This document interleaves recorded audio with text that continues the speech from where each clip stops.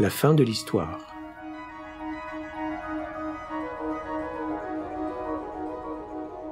Le récit qui suit fut retrouvé dans les papiers de Christophe Morand, un jeune étudiant en droit de Tours, après sa disparition inexplicable du domicile de son père près de Moulins, en novembre 1789. Un sinistre crépuscule d'automne d'un brun violacé, précipité par un orage imminent, avait envahi la forêt d'Averroigne.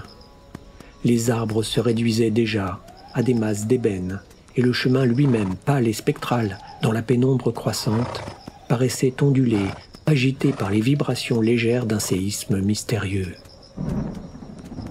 J'éprenais ma monture, exténuée par un voyage entamé à l'aurore, et qui avait depuis plusieurs heures ralenti son allure, trottant avec réticence et force protestation. Nous galopâmes sur la route sombre, bordée d'énormes chênes, dont les branches tendaient leurs doigts crochus sur notre passage. La nuit nous enveloppa bientôt, redoutable, et les ténèbres se transformèrent en un voile poisseux. Une confusion et un découragement cauchemardesques me poussèrent à aiguillonner de nouveau mon cheval plus brutalement encore. Les premiers grondements de la tempête au loin se mêlèrent aux claquements de sabots et des éclairs illuminèrent le paysage. À ma grande surprise, puisque je pensais me trouver sur la grande route d'Averroigne, la route s'était inexplicablement étrécie en un sentier bien marqué. Certain de m'être perdu, mais peu désireux de rebrousser chemin, je me hâtais, espérant qu'en toute logique, cette voie visiblement fréquentée me mènerait à une maison ou à un château susceptible de m'accueillir pour la nuit.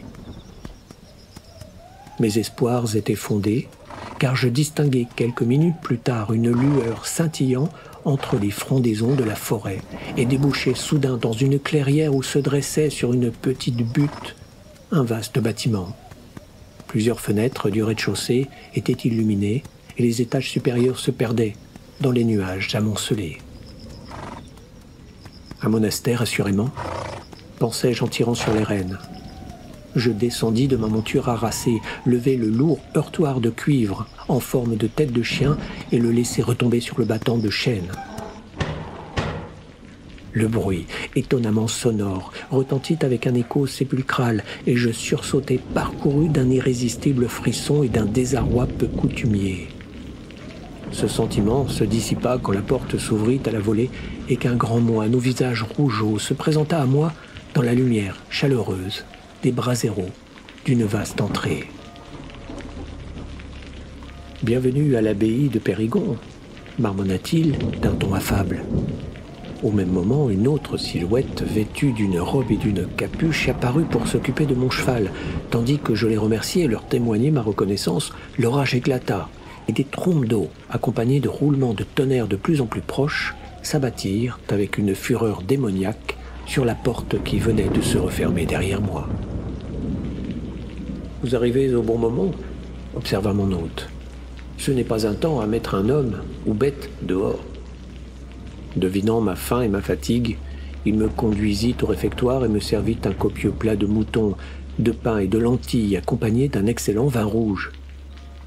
Il s'assit en face de moi pendant que je mangeais, et une fois mon appétit satisfait, je l'observais plus attentivement. Il était grand et de forte carrure, et sur son front, aussi large que ses puissantes mâchoires, dénotait une intelligence sensible à la bonne chair, une certaine délicatesse, un certain raffinement, un air docte, un goût sûr et une bonne éducation émanaient de lui, et je pensais, ce moine connaît probablement les livres aussi bien que les vins. Mon expression trahit sans doute mon vif intérêt, car il me répondit « Je suis Hilaire, abbé de l'abbaye bénédictine de Périgord. Nous vivons en bonne intelligence avec Dieu et tous les hommes, et ne sommes pas de ceux qui jugent épanouissants pour l'esprit les mortifications et l'appauvrissement de la chair. Nous avons dans nos celliers abondance de saines denrées et dans nos caves les meilleurs vins de la province d'Averroigne. Et si tels sont vos goûts, vous apprécierez peut-être notre bibliothèque remplie de volumes rares et de manuscrits précieux rassemblant les plus belles œuvres païennes et chrétiennes. Elle comporte même certains écrits uniques qui ont survécu à l'Holocauste d'Alexandrie. J'apprécie votre hospitalité, fis-je en m'inclinant. Je m'appelle Christophe Morand, j'étudie le droit à Tours et me rends chez mon père, près de Moulins. Je suis, moi aussi, passionné de lecture, et rien ne me plairait davantage que d'avoir l'honneur de visiter une bibliothèque aussi riche et singulière que celle que vous évoquez. Dès lors, tandis que je finissais mon repas, nous mîmes à discuter des classiques, à rivaliser de citations d'auteurs latins, grecs et chrétiens.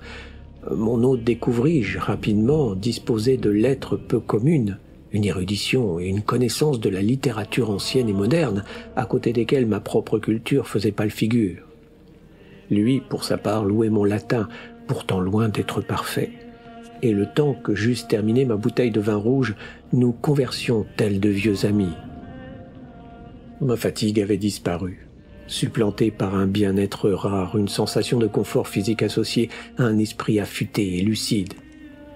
Aussi, quand l'abbé me proposa de me montrer ses livres, j'acceptai avec entrain. Nous empruntâmes un long couloir où s'alignaient les cellules des bénédictins, et à l'aide d'une imposante clé de cuivre attachée à sa ceinture, Hilaire ouvrit la porte d'une vaste pièce haute de plafond et dotée de plusieurs fenêtres profondément encastrées. Il n'avait pas exagéré le fond de la bibliothèque, car les grands rayonnages débordaient de volumes et d'autres s'empilaient sur les tables ou dans les coins. Il y avait des rouleaux de papyrus, de parchemins et de vélins, d'étranges bibles byzantines ou coptes, de vieux manuscrits arabes et perses aux couvertures fleuries ou incrustés de joyaux, plusieurs incunables issus des premières presses, diverses copies d'auteurs antiques aux riches reliures de bois ou d'ivoire, et dont les lettrages et enluminures seuls constituaient de véritables œuvres d'art. Avec amour et maintes précautions, l'abbé me présenta les volumes les uns après les autres. J'en découvris beaucoup pour la première fois, et certains m'étaient inconnus, que ce fût de nom ou de réputation. De toute évidence, Hilaire apprécia mon vif intérêt et mon enthousiasme spontané, car il finit par actionner un ressort caché dans l'une des tables de la bibliothèque et ouvrit un long tiroir dans lequel, m'expliqua-t-il, se trouvaient des trésors dont les moines n'imaginaient même pas l'existence et qu'ils réservaient à l'édification et à la délectation de quelques privilégiés.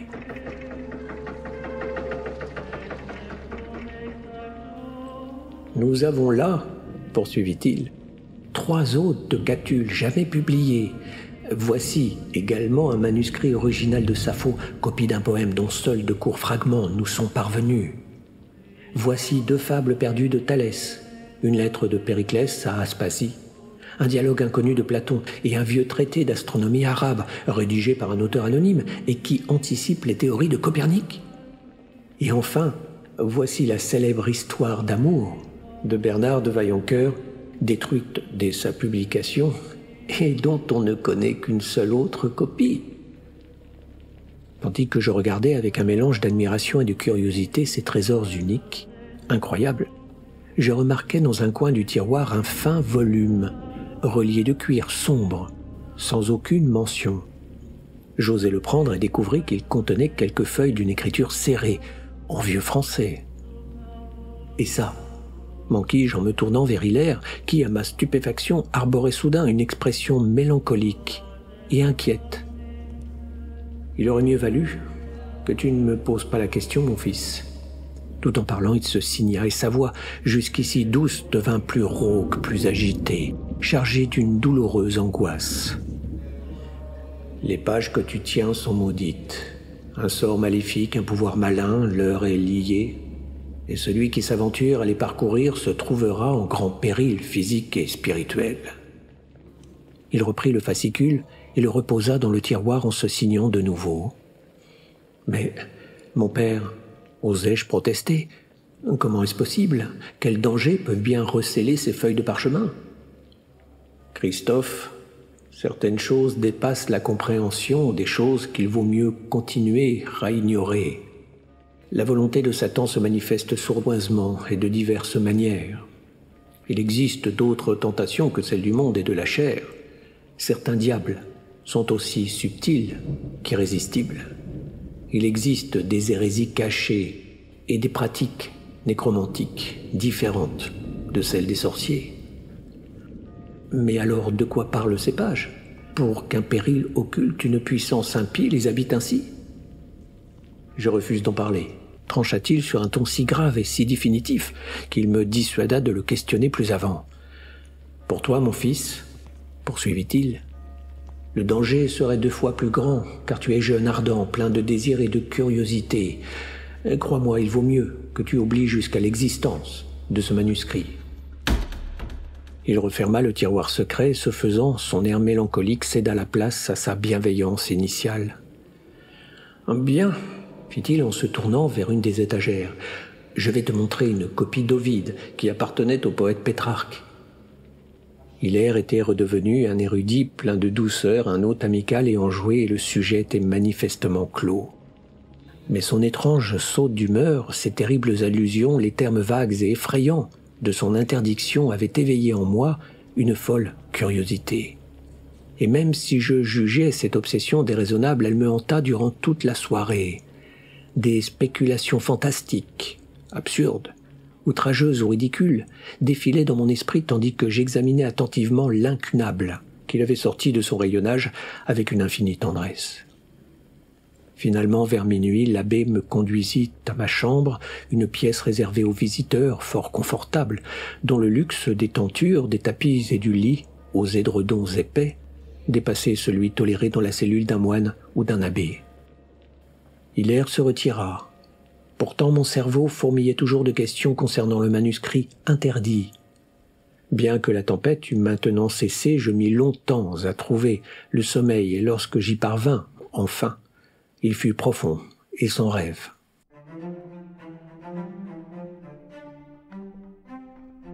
Quand je me réveillais, une rivière de lumière aussi claire que l'or fondu se déversait par les carreaux. L'orage avait complètement disparu et pas le moindre lambeau de nuage n'apparaissait dans les cieux bleu pâle d'octobre. Je me précipitais à la fenêtre et contemplais un monde de forêts automnales et de champs mouchetés de diamants de pluie. Tout était magnifique, idyllique, à un point que sont seuls capables d'apprécier pleinement ceux qui, comme moi, ont longtemps vécu entre les murs d'une ville, avec de hauts bâtiments en guise d'arbres et de pavés à la place de l'herbe. Je remarquai alors les ruines d'un vieux château, aux tours et aux remparts à demi effondrés, perchés sur une colline, à moins d'1 mille de là. Je fus captivé par cette vue, saisi d'une attraction irrésistible, romantique, si naturelle et irrépressible que je ne m'en étonnais même pas. Je ne pouvais détourner le regard et restais à la fenêtre pendant un certain temps, scrutant les détails de chaque tourelle et bastion. La forme, l'étendue et la disposition des tas de pierres me fascinaient, à la manière indéfinissable d'une mélodie du visage de l'être aimé ou d'une combinaison magique de mots dans une poésie. Je les observais, perdu dans des spéculations dont je ne gardais ensuite aucun souvenir, mais qui, à la manière d'un rêve, me laissèrent un sentiment élusif d'indicible félicité. Je fus ramené à la réalité par des coups discrets à la porte et me rendis compte que je ne m'étais pas habillé. C'était l'abbé, venu me demander si j'avais bien dormi et m'annoncer que le petit déjeuner m'attendait. Je me sentis un peu embarrassé et même honteux de mes rêveries, et bien que cela fût évidemment inutile, m'excusai de cette distraction. Hilaire me lança un regard curieux et attentif qui disparut rapidement tandis que, avec la courtoisie suave d'un hôte accueillant, il m'assurait de l'insignifiance de cet incident. Après le petit déjeuner, je remerciai chaudement l'abbé pour son hospitalité et lui annonçai que je devais reprendre la route. Toutefois, sa déception fut si spontanée, son invitation à rester une nuit de plus, si sincère et pressante que je l'acceptai. À vrai dire, il n'eut pas besoin d'insister beaucoup, car en sus de l'affection que j'avais pour Hilaire, le mystère du manuscrit avait totalement enflammé mon imagination, et je répugnais à partir sans en avoir appris davantage à son sujet. En outre, la liberté de l'abbé constituait un privilège rare qu'en jeune homme studieux je ne souhaitais guère négliger. « J'aimerais profiter de ce séjour et de votre incomparable collection pour effectuer quelques recherches. »« Mon fils, tu es plus que bienvenu ici. Tu peux rester aussi longtemps que tu le désires et accéder à mes livres aussi souvent que tu en as le besoin ou l'envie. » Tout en parlant, Hilaire détacha la clé de la bibliothèque, puis me la tendit. « Certaines tâches, poursuivit-il, m'appellent hors du monastère pour quelques heures aujourd'hui. Tu auras certainement envie d'étudier durant mon absence ?» Un peu plus tard, il s'excusa et partit. Me réjouissant intérieurement que l'opportunité attendue advint si rapidement, je me pressai de rejoindre la bibliothèque avec une seule idée en tête: lire le manuscrit interdit. Je jetai à peine un regard au rayonnage chargé, me dirigeai vers la table au tiroir secret et cherchai le ressort à tâtons. Après quelques instants d'anxiété, j'appuyai au bon endroit et un mécanisme coulissa. Une impulsion devenue obsession, une curiosité fébrile, confinante à la folie, m'animait. Et le salut de mon âme en eût-il dépendu que je n'eusse pu réfréner le désir qui me poussa à retirer du tiroir le fascicule relié dépourvu d'inscription. Assis sur une chaise près de la fenêtre, je consultai l'intérieur qui ne comprenait que 6 pages. L'écriture était singulière, les lettres formaient d'une façon incroyable que je n'avais jamais vue auparavant, et le français était non seulement ancien mais archaïque, presque barbare. En dépit de mes difficultés à le déchiffrer, je fus parcouru d'un frisson insensé, inexplicable, et je poursuivis ma lecture avec l'impression d'avoir été envoûté ou drogué à l'aide d'un filtre particulièrement puissant. Il s'agissait d'un récit, sans titre ni date, dont la fin se révéla aussi abrupte que le début. La veille de son mariage avec la belle et réputée Éléonore des Lys, un certain Gérard, comte de Ventaillon, avait rencontré dans la forêt proche de son château une créature étrange, à moitié humaine, dotée de cornes et de sabots. Gérard, expliquait le manuscrit, était un jeune homme chevaleresque d'une indiscutable vaillance et un fervent chrétien. Au nom de notre Seigneur Jésus-Christ, il fit face à l'apparition et se présenta. Un rire dément éclata dans la pénombre et l'étrange chose sautilla devant lui, criant « Je suis un satyre et ton Christ représente moins pour moi que l'herbe qui pousse sous ton tas d'ordures. » Consterné par le blasphème, Gérard s'apprêtait à tirer son épée afin d'oxyre la créature quand elle hurla de nouveau. « Attends, Gérard de Ventaillon, et je te dirai un secret qui te fera oublier l'amour du Christ et ta belle fiancée, qui te fera oublier le monde et même le soleil sans aucune réticence ou l'ombre d'un regret. » Alors, à contre-cœur, Gérard écouta le satyre, qui s'approcha de lui et murmura à son oreille. Ce qu'il lui dit n'était pas rapporté, mais avant de s'évanouir parmi les ombres de plus en plus noires de la forêt, la créature s'adressa une dernière fois à lui. Tel un glacis sombre, le pouvoir du Christ a régné sur tous les bois, les champs, les rivières, les montagnes, où vivent dans la félicité les déesses immortelles et les nymphes du passé. Cependant, dans les cavernes secrètes de la terre, dans des endroits aussi profonds que l'enfer inventé par tes prêtres, habite la beauté païenne et résonnent des cris extasiés. Sur ce, le satyre éclata de nouveau, d'un rire inhumain, et disparut entre les troncs, dans le crépuscule. Dès lors, l'humeur de Gérard de Ventaillon changea. Il regagna sa demeure, l'air abattu, sans saluer avec enthousiasme et gentillesse ses serviteurs, comme il en avait l'habitude, resta assis ou fit les 100 pas en silence, touchant à peine à la nourriture qu'on lui présentait. Ce soir-là, il n'alla pas non plus rendre visite à sa bien-aimée, ainsi qu'il le lui avait promis, mais vers minuit, quand une lune descendante aussi rouge qu'un bain de sang se fut levée, il s'enfuit par une porte dérobée et suivit un vieux sentier forestier presque effacé, jusqu'aux ruines du château de Fausses Flammes, sis sur une colline en face de l'abbaye de Périgord. Les habitants de la région affirmaient le manuscrit, évitaient ces vestiges fort anciens, car un mal immémorial et légendaire les hantait. Ils abritaient, disait-on, des esprits repoussants et accueillaient les sabbats des sorcières et des succubes. Gérard, toutefois, oublieux de ces détails ou faisant fi de la sinistre réputation des lieux, plongea tel un possédé dans l'ombre des remparts en ruine et gagna à tâtons le mur nord de la cour comme guidé par des indications. Là, juste en dessous de 2 fenêtres centrales, peut-être jadis celles de la chambre d'une châtelaine, il appuya son pied droit sur une dalle différente des autres, de forme triangulaire. La pierre bascula, révélant une volée de marches de granit qui s'enfonçaient sous la terre. Alors, allumant le cierge qu'il avait apporté, Gérard descendit et la trappe se referma derrière lui.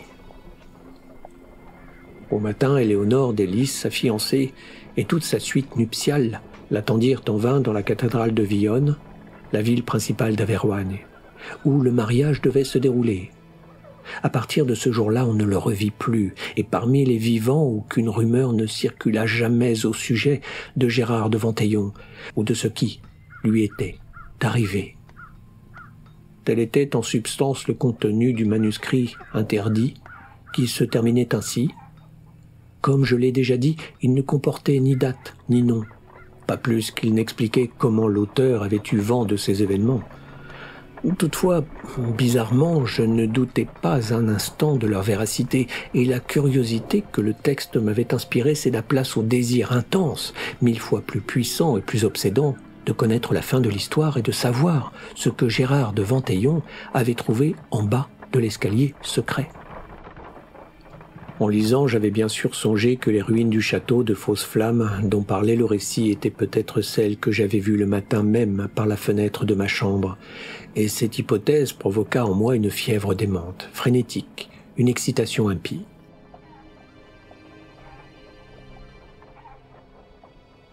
Je rangeai le manuscrit dans le tiroir secret, quittai la bibliothèque et errai dans les couloirs du monastère où je croisai par hasard le moine qui s'était occupé la veille de mon cheval. Je l'interrogeai avec autant de discrétion et de nonchalance que possible au sujet des vestiges visibles depuis l'abbaye. Il se signa, et son visage large et placide arbora une expression craintive. « Ce sont les ruines du château de Fausse-Flamme, répondit-il. Depuis d'innombrables années, on les dit hantées par des esprits mauvais, des sorcières et des démons. Des festivités, que l'on ne peut décrire ni même nommer, se déroulent entre ces murs. Les armes des mortels, comme les exorcismes ou l'eau bénite, ne peuvent rien contre ces diables. De nombreux cavaliers et moines courageux ont disparu sans retour parmi les ombres de Fausse-Flamme, et l'on raconte que jadis un abbé de Périgord s'y rendit pour affronter les forces du mal. On ignore cependant ce qui lui arriva une fois tombé aux mains des succubes. Certains disent que les démons sont d'abominables sorcières au corps serpentin, d'autres affirment qu'il s'agit de femmes dont la beauté est fatale et les baisers d'une diabolique douceur consument la chair des hommes avec l'ardeur des feux de l'enfer. Je ne sais s'il faut croire ces histoires, mais je n'oserais jamais m'aventurer entre les murs de Fausse-Flamme. Avant qu'il eût fini de parler, une décision s'imposa dans mon esprit. Je devais me rendre au château et y découvrir tout ce qui était en mon pouvoir. L'impulsion fut immédiate, envahissante, inéluctable, aussi impossible à réfréner que l'envoûtement d'un sorcier. L'interdiction d'Hilaire, l'étrange récit incomplet du vieux manuscrit, le légendaire maléfique que le moine avait évoqué, tout aurait dû m'effrayer et me dissuader. Néanmoins, par quelques miroirs de l'esprit, les ruines semblaient recéler un mystère délectable, un monde caché de choses ineffables, de plaisirs vagues et inconcevables qui m'enflammaient les sens et faisaient palpiter le sang dans mes veines. J'ignorais et ne pouvais imaginer la nature de ces plaisirs, mais de manière mystique j'avais foi en elle comme Hilaire croyait aux cieux. Je résolus de partir l'après-midi même, en l'absence de l'abbé. Je sentais qu'il m'aurait aussitôt suspecté et aurait désapprouvé cette expédition. Mes préparatifs furent sommaires. J'empochai un petit cierge disposé dans ma chambre, puis un quignon de pain dans le réfectoire, et après m'être assuré que ma dague se trouvait comme toujours dans son étui, je quittai sans délai le monastère. Croisant 2 frères dans la cour, je leur annonçai que j'allais marcher un peu dans les bois environnants. Ils me lancèrent un joyeux « Pax vobiscum » et continuèrent pieusement leur chemin. Je me dirigeai alors directement vers Fausse-Flamme, dont les tourelles disparaissaient souvent entre les hautes branches s'entremêlées, et pénétraient dans la forêt. La végétation dense avait dévoré le sentier et m'obligea à effectuer de nombreux mais brefs détours. Impatient de rejoindre les ruines, j'eus l'impression que l'ascension de la colline dura plusieurs heures, alors que ne s'écoula probablement qu'une trentaine de minutes.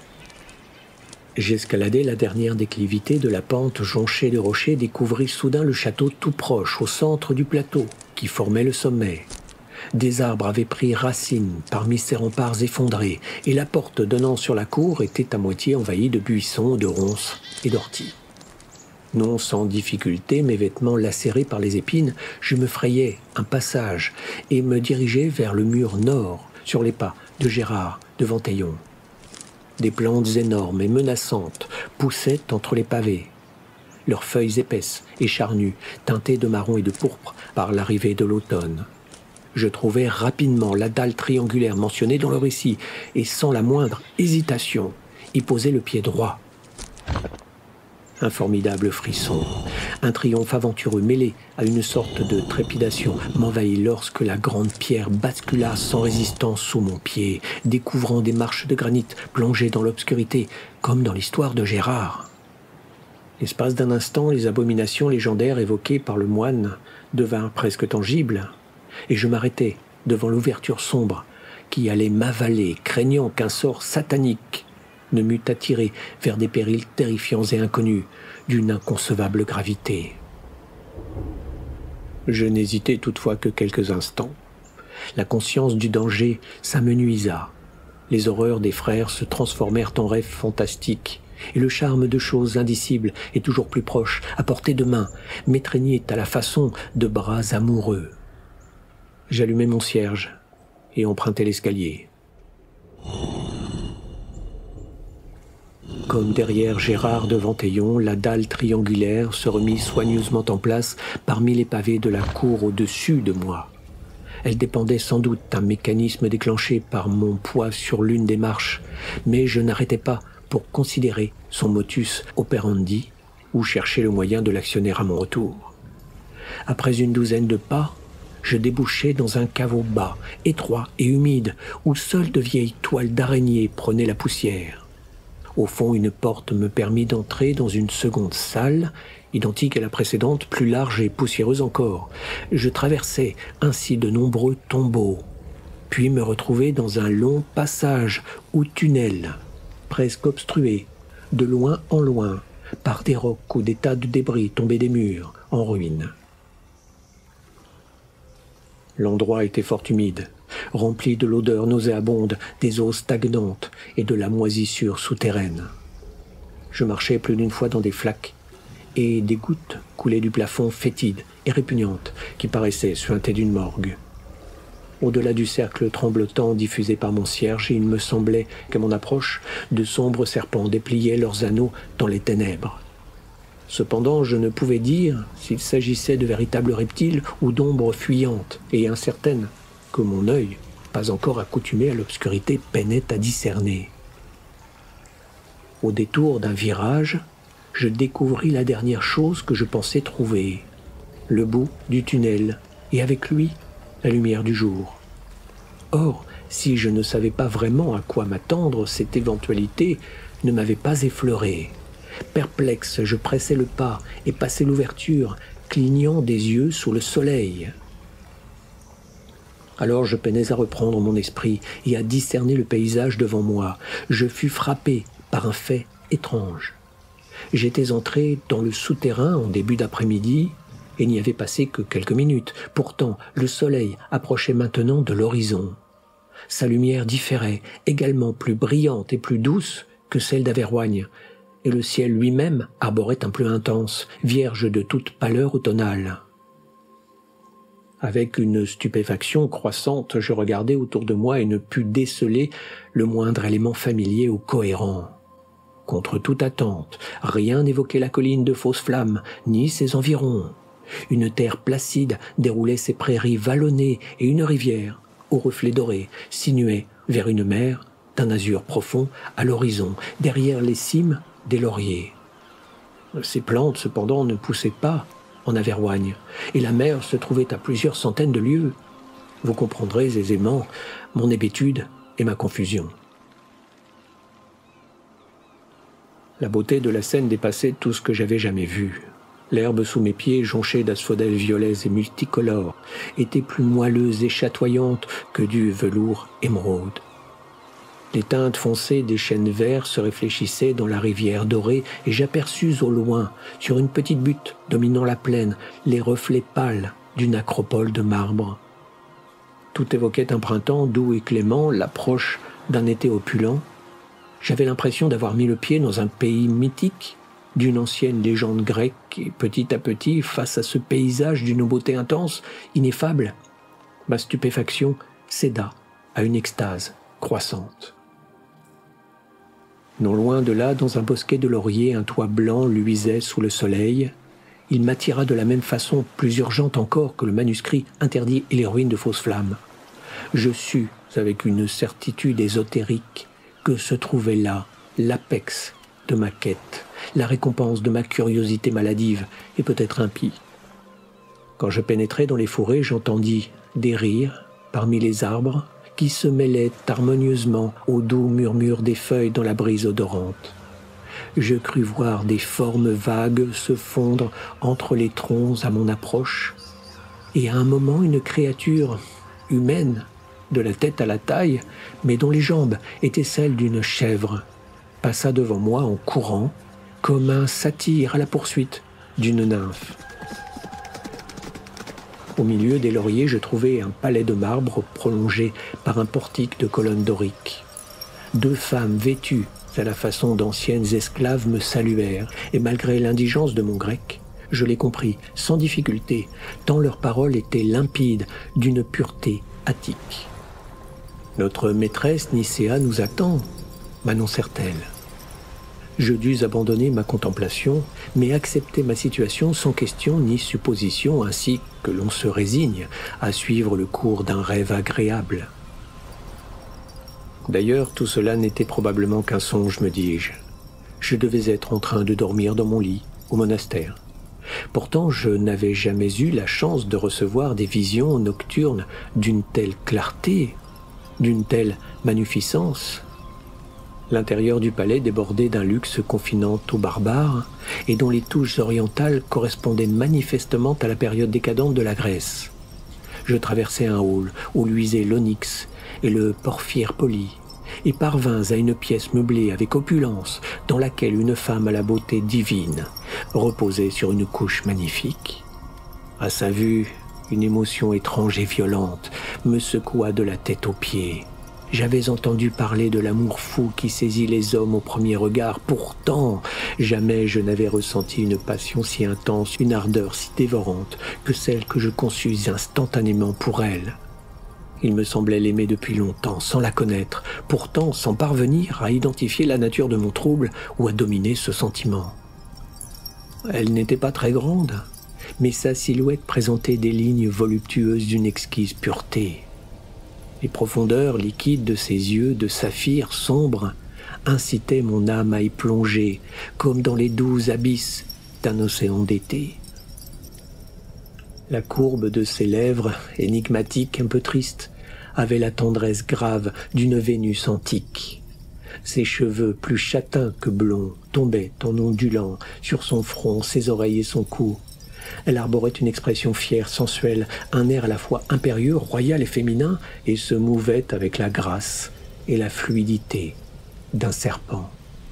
« Je savais que tu viendrais », murmura-t-elle dans cette langue grecque aux douces assonances que j'avais entendues dans la bouche de ses servantes.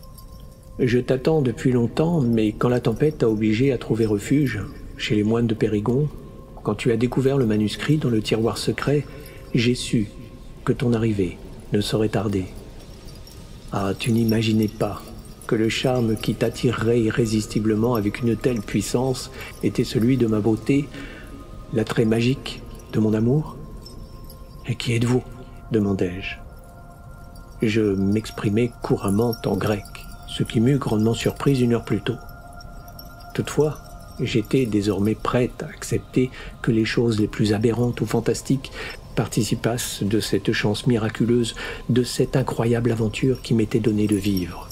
« Je m'appelle Nicéa, répondit-elle. Je t'aime et t'offre l'hospitalité de mon palais et de mes bras. As-tu besoin d'en savoir davantage ?» Les esclaves avaient disparu. Je me jetai sur la couche et embrassai sa main offerte, protestant de manière incohérente avec une ardeur qui la fit sourire tendrement. Sa peau était froide, mais son contact enflamma mes sens. J'osai m'asseoir près d'elle, et elle ne s'offusqua pas de cette familiarité. Tandis qu'un crépuscule mauve emplissait les recoins de la chambre, nous conversâmes joyeusement, répétant toutes les litanies suaves et absurdes, tous les petits riens enchanteurs qui viennent instinctivement à la bouche des amants. Sa douceur entre mes bras, son total abandon me donnait l'impression d'enlacer un corps transcendant, la chair et les os. Les servantes entrèrent sans bruit, allumèrent des lampes d'or richement gravées et disposèrent devant nous des plats épicés, des fruits savoureux et inconnus, ainsi que des vins puissants. Mais je pus à peine manger, portant la coupe à mes lèvres, je ne désirais que le nectar plus sucré des lèvres de Nicéa. Je ne sais quand nous nous assoupîmes, mais le soir fila comme un moment béni. Empli de bonheur, je me laissais aller en des courants soyeux, tandis que les lumières dorées et le visage de Nicéa s'évanouissaient dans une brume délicieuse. Soudain, je fus tiré de mon sommeil profond et sans rêve. Pendant un instant, je me demandais où je me trouvais et ce qui avait bien pu m'éveiller. Depuis la porte ouverte, j'entendis des pas approcher et levant la tête au-dessus de Nicéa endormi, je découvris à la lueur des lampes l'abbé Hilaire, debout sur le seuil. Il arborait une expression d'horreur absolue, et lorsqu'il me vit, se mit à déblatérer en latin sur un ton apeuré teinté de haine et d'une aversion fanatique. Il tenait un goupillon et une grande bouteille, certainement remplie d'eau bénite, et je devinais sur-le-champ son intention. Me tournant vers Nicéa, je constatai qu'elle s'était elle aussi réveillée et elle avait remarqué la présence de l'abbé. Elle me lança un sourire étrange, mélange de compassion et du réconfort qu'une femme offre à un enfant craintif. « N'aie pas peur de moi, » me souffla-t-elle. « Immonde vampire, maudite Lamie, femme serpent de l'enfer !» tonna brusquement Hilaire qui entra dans la pièce en brandissant son aspersoir. Au même moment, Nicéa glissa hors du lit avec une incroyable agilité et disparut par une porte donnant sur la forêt de lauriers. Sa voix flotta jusqu'à moi, perdue dans le lointain. « Je dois te dire adieu pour l'instant, Christophe. Ne crains rien, patience et courage te permettront de me retrouver. » Quand elle termina sa phrase, l'eau bénite du coupillon éclaboussa le sol de la chambre et le lit de Nicéa. Dans un formidable craquement de tonnerre, les lampes s'éteignirent, cédant place à des ténèbres formées d'une pluie de poussière et de débris. Je m'évanouis, et lorsque je repris connaissance, je gisais sur un tas de décombres dans l'un des caveaux traversés la veille. Un cierge dans une main, Hilaire se pencha sur moi, son visage rayonnant de compassion et d'une pitié infinie. À ses pieds étaient posés la bouteille et le goupillon, encore ruisselant. « Grâce à Dieu, mon fils, je t'ai retrouvé à temps, » fit-il, quand je suis revenu à l'abbaye ce soir et ai appris que tu es parti, j'ai deviné ce qui s'était produit.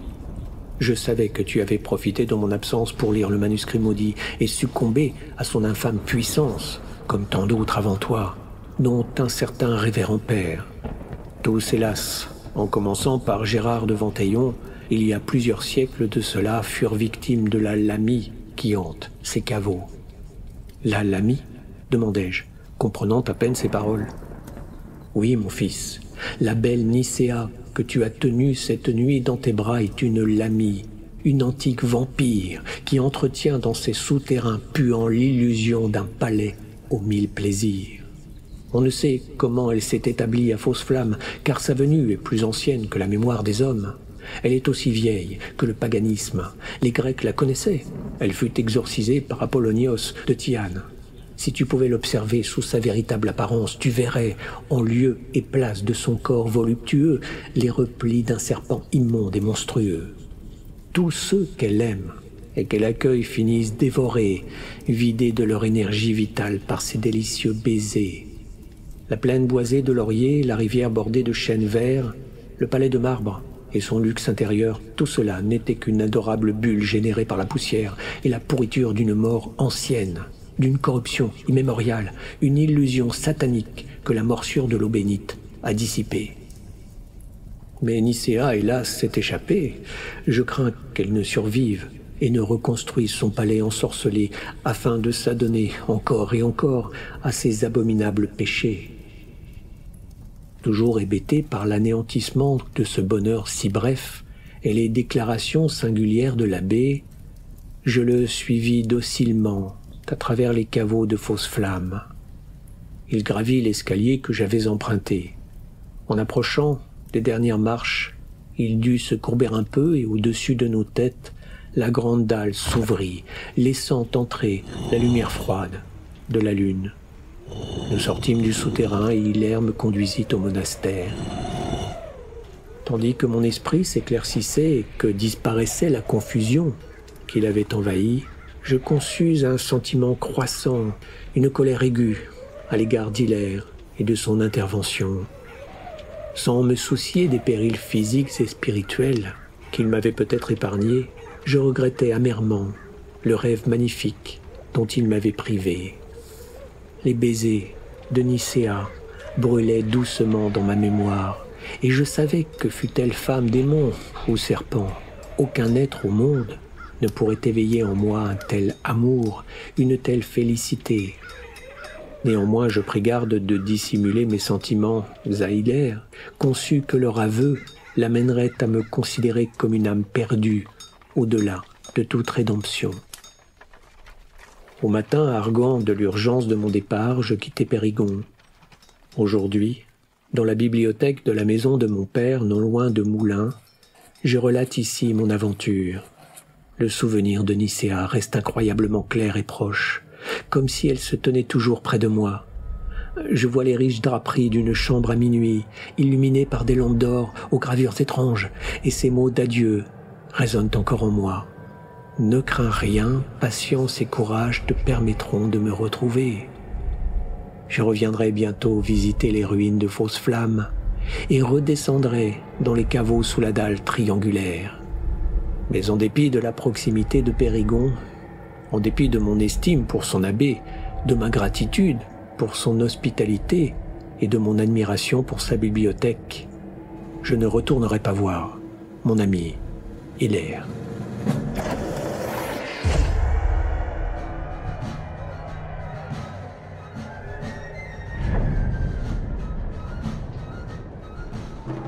La fin de l'histoire est une nouvelle de Clark Ashton Smith.